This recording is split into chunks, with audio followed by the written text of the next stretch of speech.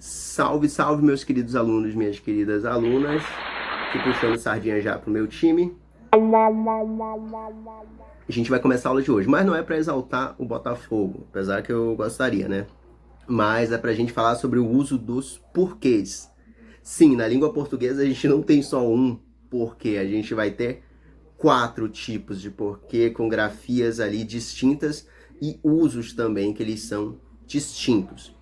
Então, qual é o nosso objetivo hoje? Mostrar de uma forma funcional como é que eu trabalho esses porquês. E aí, quando chegarem assuntos mais complexos que utilizem essas 4 palavras, vocês não vão se espantar com termos dizendo assim, aquele ali é pronome interrogativo, aquele ali está funcionando como pronome relativo, ou como uma conjunção explicativa, ou uma conjunção causal, ou um substantivo. Então, mesmo que apareçam esses nomes, que a gramática, querendo ou não, com o avançar da série de vocês, ela vai atribuir, mas você não vai ficar, meu Deus, como é que eu vou usar esse tipo de porquê como conjunção, essas coisas. Você não vai precisar bater cabeça porque você já utiliza aquilo ali de uma forma mais prática. E depois você só vai adequar a regra que aquele assunto está abordando ou a tipologia também que o assunto venha a abordar para vocês. Ok? Então, se liga nisso. Por que eu torço para o Botafogo? Eu torço para o Botafogo por quê?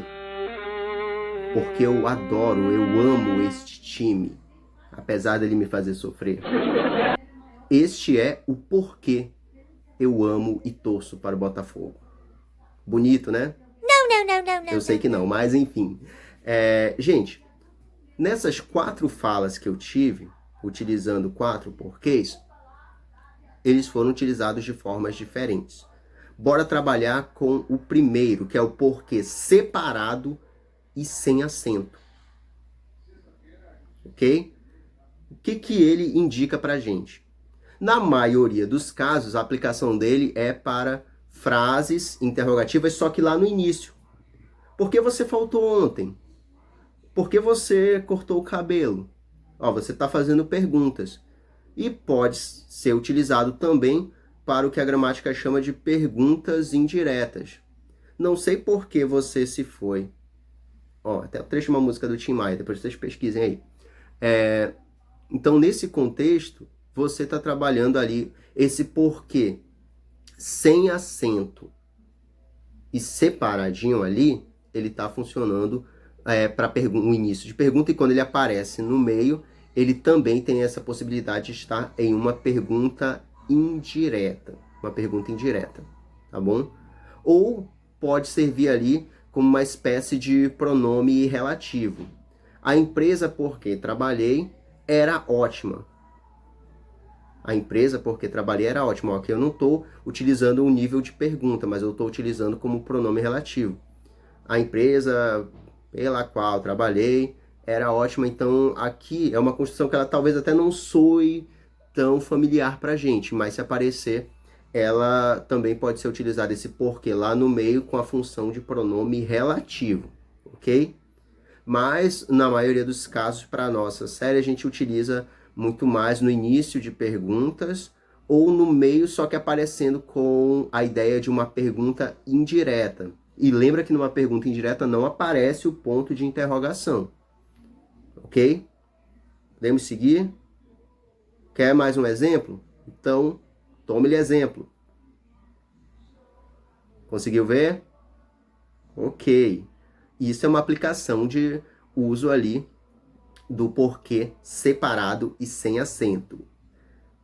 Vamos para o segundo porquê. Ele também tem a ver com perguntas. É esse porquê. Esse que aparece ali, separado, só que aparece com um acento. Que aí tem gente, o chapeuzinho. Não é chapeuzinho, minha gente. Esse daí é o circunflexo. Então, o porquê separado e com o acento circunflexo, ele é utilizado para o final das perguntas. Isso. Você faltou o porquê. Você não vai pentear o cabelo por quê?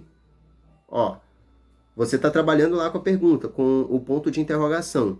Porém, você está colocando o porquê não no início, como no caso anterior, mas colocando no final. Então, por isso, todo final de uma pergunta o porquê que vai ser utilizado é este, que é separado, só que ele contém um acento circunflexo.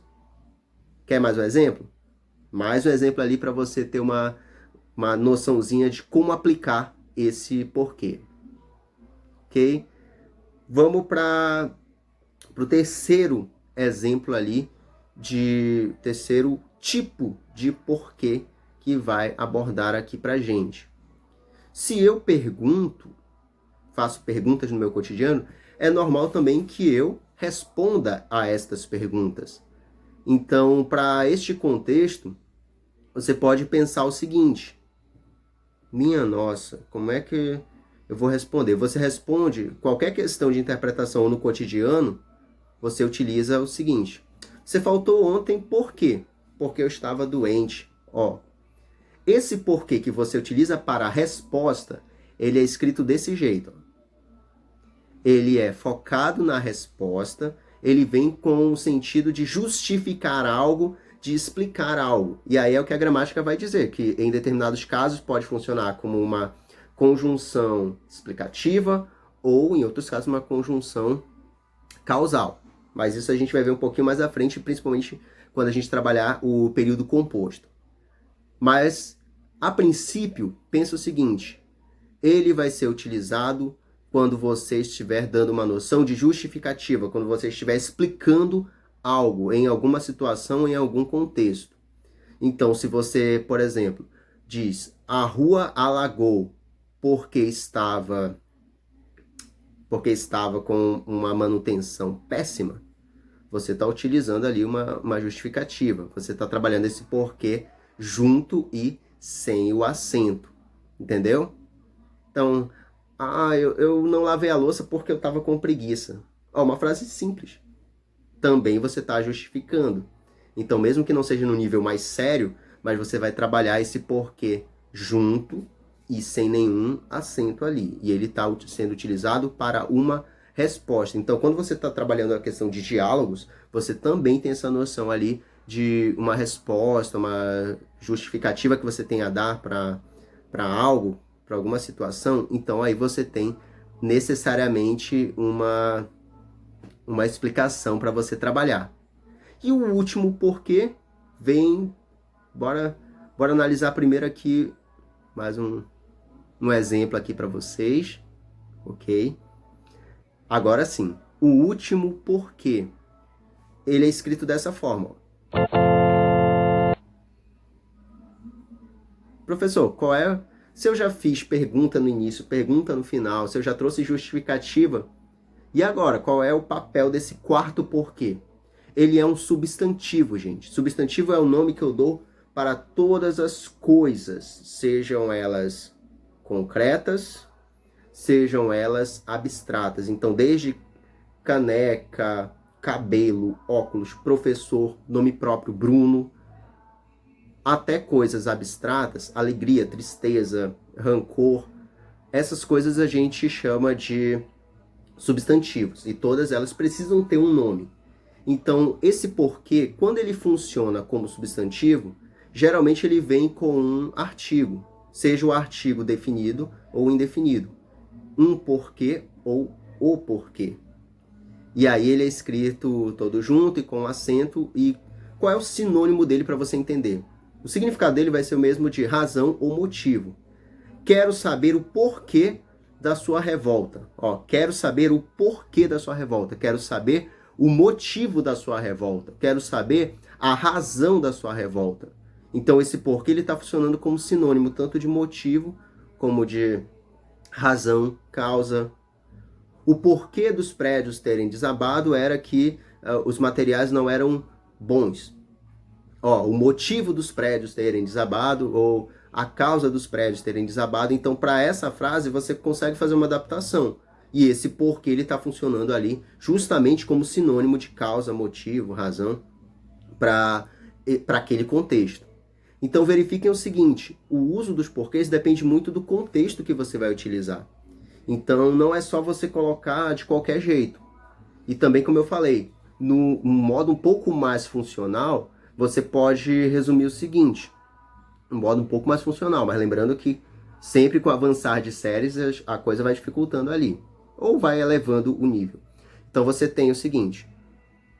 Esse primeiro porquê. Início de uma pergunta ou numa pergunta indireta que ele aparece lá no meião da frase. Segundo, esse porquê que aparece lá no fim da frase. Viram como escreve? Terceiro, o porquê que trabalha com a noção de resposta. E o quarto é o porquê que a gente acabou de falar que funciona como substantivo. Olha a grafia dele. Ok? E olha mais um exemplo ali com esse porquê funcionando como substantivo. Percebeu? Então, esse é o uso funcional dos porquês na língua portuguesa.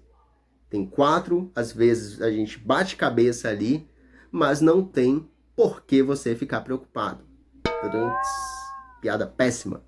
Mas é assim, gente.